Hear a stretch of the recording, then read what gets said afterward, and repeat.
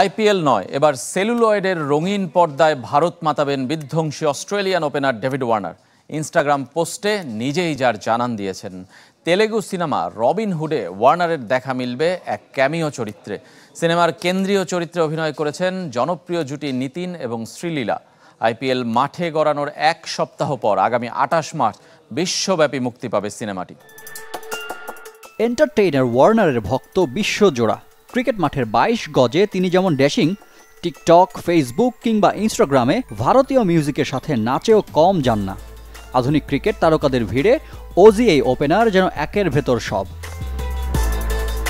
সাবলীল ব্যাটিংয়ের সাথে ডান্সের দক্ষতা নিয়েও বারবার ভক্তদের মন জয় করেছেন। এবার যে দক্ষতা নিলেন আরও এক ধাপ এগিয়ে, সামাজিক যোগাযোগ মাধ্যমে নেচে নয়, সরাসরি বাণিজ্যিক সিনেমায় অভিনয়ের মধ্য দিয়ে।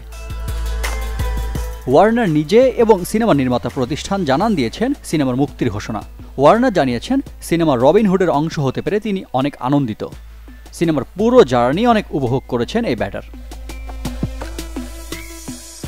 ডেভিড ওয়ার্নারের ভারতীয় সিনেমা প্রীতি লাইমলাইটে আসে করোনা মহামারীর সময়।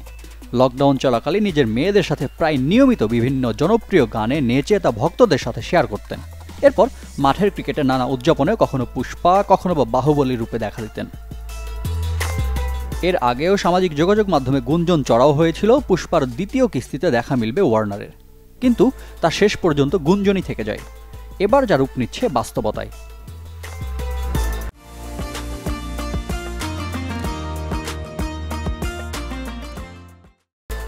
ওয়ার্নারের হাত ধরে 2016 সালের প্রথম আইপিএল শিরোপা দেখা পায় সানরাইজার্স হায়দ্রাবাদ। টুর্নামেন্টের ইতিহাসের সর্বোচ্চ রান সংগ্রাহকের তালিকায় একমাত্র বিদেশি হিসেবে সেরা 5-এ অবস্থান যার।